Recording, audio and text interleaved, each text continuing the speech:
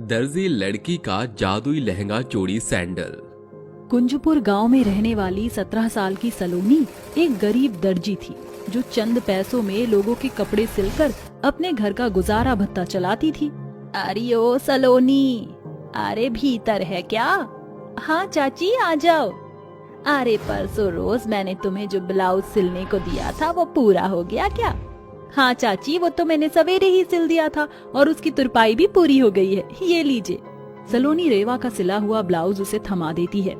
बदले में रेवा उसे 50 रुपए देती है, जिसे देखकर सलोनी दुखी स्वर में कहती है, ये क्या चाची, सिर्फ 50 रुपए? अरे तो क्या तुझे 500 रुपए दूं? मैंने ऐसा कब कहा? अगर चाची मेरी मजदूरी बराबर मेहनताना तो दे दीजिए। आपको पता है बाजार में एक ब्लाउज की सिलाई के लिए दर्जी 200 रुपए से एक दाम भी कम नहीं लेते।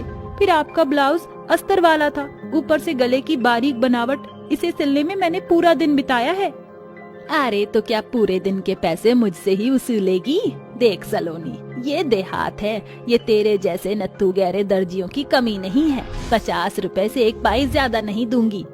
सलोनी रेवा के मक्खर पने को जानती थी, इसलिए वह चुप हो गई। रेवा भी वहाँ से रुखसत हो गई। तभी उस गरीब दुखियारिन दर्जी की आंखें डबडबा जाती हैं और वह दीवार पर टंगी अपनी माँ की तस्वीर को निहारती हुई कहती है, माँ आप क्यों मुझे अनाथ छोड़ गई? अगर मुझ बदनसीब बहन के कंधे पर भाई का भार न होता तो मैं आपके पास चली आती। अभी सलोनी ऐसा कह रही थी कि देर दोपहर उसका नन्हा भाई रुपेश बस्ता टांगे भीतर आता है। जीजी मैं घर आ गया। अपनी दर्जी बहन की भीगी आंख देखकर रुपेश उसका चेहरा पढ़कर कहता है, जीजी आप रो रही थी ना? जीजी देखना, एक दिन आपका भाई बड़ा अफसर बनेगा और अपनी दर्जी बहन का नाम ऊंचा करके दिखाएगा। मेरे भाई, मुझे भरोसा है। अब चल खाना खा ले, जीजी ने आज खिचड़ी बनाई है। माता पिता का साया तो सलोनी के सर से सालों पहले ही छिन चुका था, जिस कारण सलोनी को बेहद कच्ची उम्र में अपने भाई के जिम्मेदारियों का भार अपने कंधे पर उठाना पड़ा। उसने अपने हाथों के हुनर से दर्जी का काम शुरू तो किया, मगर गांवगन उस गरीब दर्जी बहन की दुखती रग से वाकिफ थे, इसलिए उसे कम दाम देकर बढ़ चढ़कर बनावट वाले कपड़े सिलवाते। समय बीतता जा रहा था, मगर सलोनी की आर्थिक स्थिति संवरने की बजाय बिगड़ती जा रही थी। एक रात वह सिलाई मशीन पर कपड़े सिल रही थी कि उसके हाथ रुक जाते हैं। दिन रात आंखें गड़ाकर मैं कपड़े सिल रही हूँ, मगर आमदनी अठन्नी और खर्चा रुपया वाला हाल है। रुपेश अब बड़ी क्लास में प्रवेश पा चुका है, उसकी स्कूल फीस, घर के खर्चे, ये सब कैसे पूरा होगा? जी तोड़ मेहनत के बावजूद विशेष कमाई नहीं। ऐसा सोचते सोचते ही सलोनी ऊँघते हुए सिलाई मशीन पर सर रखकर सो जाती है। तभी उसे अपनी माँ ममता का स्वप्न दर्शन मिलता है। जागो सलोनी। माँ आप? माँ, आपकी बेटी कांटों का जीवन जीते जीते उकता गई है। हालत ने मुझे दर्जी बना दिया, फिर भी दुख की बदरा छटने की बजाय और ज्यादा गाढ़ी होती जा रही है। जानती हूँ बेटी, मेरी बात गौर से सुन। घर के भीतर तुझे एक छोटा सा दरवाजा दिखेगा, उसे खोलकर तू तहखाने में पहुंच जाएगी। वहाँ एक बक्सा है जिसके अंदर 3 जादुई लहंगे, सैंडल और चूड़ी मिलेंगी। उसे तू अपना रोजगार बना लेना। वह अपने अंदर से लहंगा, चूड़ी और सैंडल देंगी। इसी के साथ वह दर्जी सपनों की दुनिया से बाहर आ जाती है। सुबह की किरण फूट पड़ी है। माँ कहती थी कि पौ फटने के पहले किरण के साथ देखा सपना सच होता है। इतना बोलकर सलोनी झटपट से उसी तहखाने में पहुंचती है, जहां उसे संदूक में लाल रंग का चमचमाता हुआ लहंगा चोली, लाल रंग का सुंदर सा सैंडल और लाल रंग की चूड़ी का बंडल मिलता है। माँ के कथन अनुसार यह 3 लहंगा, चूड़ी और सैंडल मिल तो गई, मगर ये जादुई है भी या नहीं, ये जानने के लिए इसे कुछ मांग कर देखना पड़ेगा। जादुई लहंगा, सैंडल और चूड़ी, अगर तुम जादुई हो तो अपना पुख्ता प्रमाण मेरे सामने प्रकट करो। इसके बाद उस तीनों जादुई लहंगे, जादुई चूड़ी और सैंडल तेजोमय सुनहरी किरण में घिर जाती है और उनमें इंसानी अक्ष कायम हो जाते हैं। जिसके बाद जादुई लाल लहंगा अपने भीतर से चमचमाते लहंगा चुन्नी और लाल चूड़ी अपने भीतर से चूड़ियों की बौछार लगा देती है। साथ ही जादुई सैंडल भी अपने अंदर से कई सारे लाल सैंडल निकालती है। ये तो सचमुच जादुई लहंगा, चूड़ी और सैंडल है। अब इन्हें बेचकर मैं अपने और अपने भाई को गरीबी से उभार सकती हूँ। सलोनी उन सैंडल, लहंगा और चूड़ी को लेकर बाजार में बेचने पहुँच जाती है। आओ आओ लोगों, आ गया है सुंदर सुंदर लहंगा एकदम सस्ते दाम में, साथ में चूड़ी भी है और सैंडल भी, केवल 1000 रुपए में।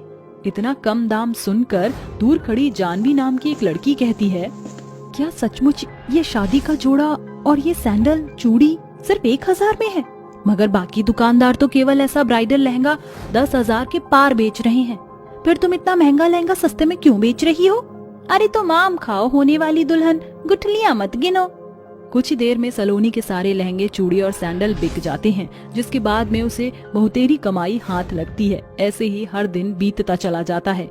सलोनी रोजाना अपने जादुई लहंगा, सैंडल और चूड़ी की मदद से वैसा ही बहुतायत लहंगा, सैंडल और चूड़ी बाजार में बेचती है और बदले में खूब पैसे कमाती है। देखते ही देखते उस गरीब दर्जी बहन के घर से गरीबी के बादल छटने के साथ उसका जीवन पटरी पर आ जाता है। अब कई बरस बीत चुके। एक रोज सलोनी के मन में ख्याल आया, जादुई लहंगा, सैंडल और चूड़ी के चलते मेरा जीवन तो गरीबी के गढ़ से बाहर निकल चुका है, मगर अभी भी जाने कितने ही घर घनघोर गरीबी से जूझ रहे हैं। अगर मैं उन गरीब बाप की बेटियों की शादी में लहंगा, चूड़ी और सैंडल देकर उनकी मदद करूं, तो उनके पिता के कंधे कर्ज के बोझ के तले नहीं दबेंगे।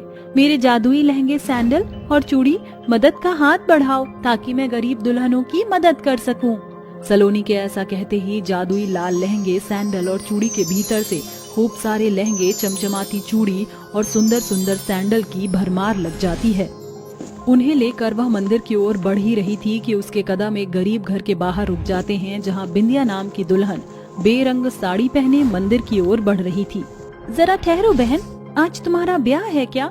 हाँ बहन, मगर अमीर की मौत और गरीब की बेटी का ब्याह कहाँ पता चलता है।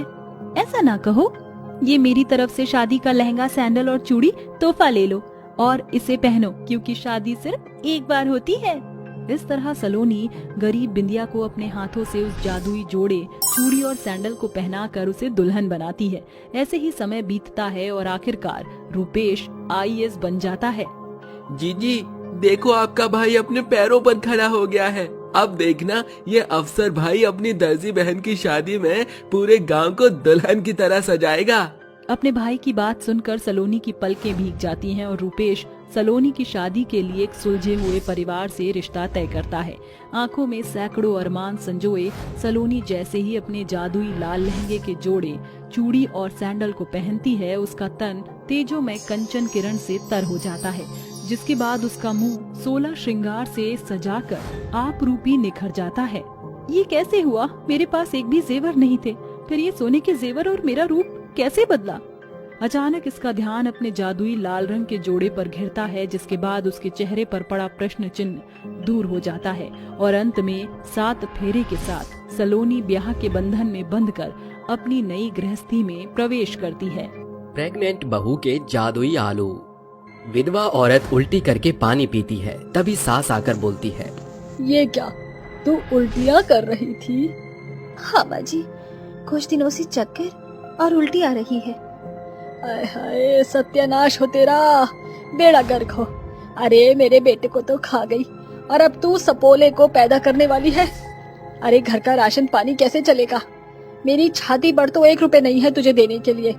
जाकर कोई काम ढूंढ जिससे तू इस घर और अपने बच्चों को पाल सके। माँ जी, आप ऐसे अपने वंश को कैसे कह सकती हैं? मैं जिस जगह खड़ी हूँ ना, ऐसे ही मेरे बाल सफेद नहीं हुए। तू अब अपना मुंह नहीं हाथ चला। अब घर की जिम्मेदारी तू ही देखेगी और जो भी कमा कर लाएगी मेरे हाथ में रखेगी। अंजना प्रेमा को सुनाकर चली जाती है और प्रेमा रोने लगती है। मैं ऐसी अवस्था में क्या काम ढूंढूं और कैसे घर का खर्चा चलाऊं, कुछ समझ नहीं आ रहा। हे भोलेनाथ, मेरी मदद करो, ये समय बेहद नाजुक होता है।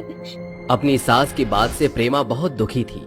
आखिर अब प्रेमा अपना और अपने बच्चे का ख्याल कैसे रखेगी? क्या वो अपनी खड़ूस सास की बात सुनने के बाद घर का खर्चा चला पाएगी या नहीं? जानने के लिए कहानी में आगे बढ़ते हैं। प्रेमा को कुछ समझ नहीं आता। वो घर के काम में व्यस्त हो जाती है। उसका सिर चकरा रहा होता है।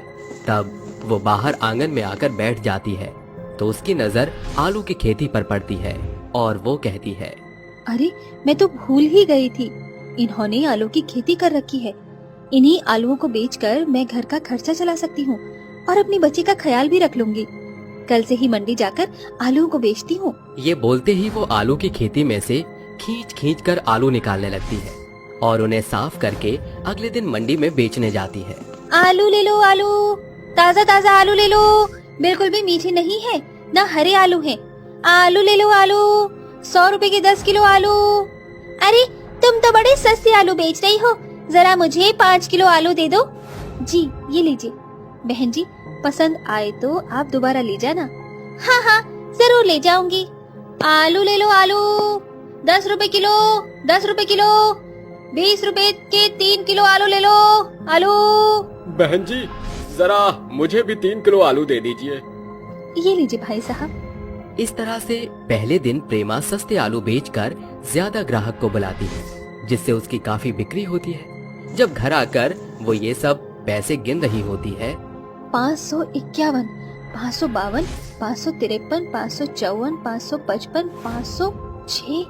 प्रेमा आगे के पैसे गिनती तब तक अंजना उसके हाथ से पैसे छीनकर कहती है, ओहो, तो महारानी को मेरी बातों का जोर पड़ गया और आज पैसे कमाकर ले भी आई, वो भी इतने सारे। चलो थोड़ी तो अच्छी बहू है मेरी, ये सारे पैसे मैं रखती हूँ। ये ले 10 रुपए रख अपने पास। माँ जी ये पैसे, इसमें से मैं बच्चे के लिए भी कुछ जोड़ना चाहती हूँ माँ जी। ओहो, आज से तू इतने पैसे ही रोज मुझे ला कर देगी और अपने पास 10-20 रुपए से ज्यादा नहीं रखेगी, समझी? ऐसा कहकर अंजना चली जाती है और प्रेमा दुखी हो जाती है।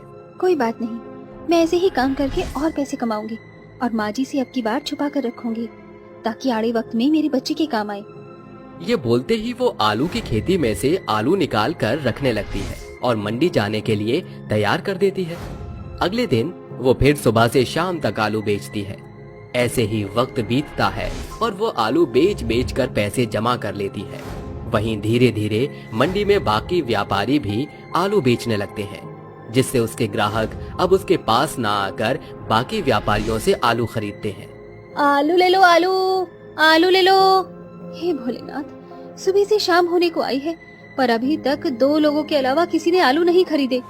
मेरे आलू यूं ही न रखे रह जाएं। हे भोलेनाथ, इन आलूओं को बिकवा दो क्योंकि अब और आलू है ही नहीं। अगर इन आलू को खरीदकर मैं बीज नहीं लाई तो आलू की खेती कैसे कर पाऊंगी? 2 दिन बीत जाते हैं, उसके आलू और कोई नहीं खरीदता और सास कहती है, कल से देख रही हूँ तुझे, ना तूने मुझे कल पैसे दिए और ना ही आज से तू गई बाजार। ये क्या हो रहा है? पैसे क्यों नहीं ला रही है? कहीं तुम मुझसे पैसे छुपाना तो नहीं चाहती? नहीं नहीं माँ जी, ऐसी बात नहीं है। वो मेरे आलू अब बिक ही नहीं रहे हैं। मंडी में और भी लोगों ने आलू को बेचना शुरू कर दिया है, इसलिए कोई आलू नहीं खरीद रहा अब।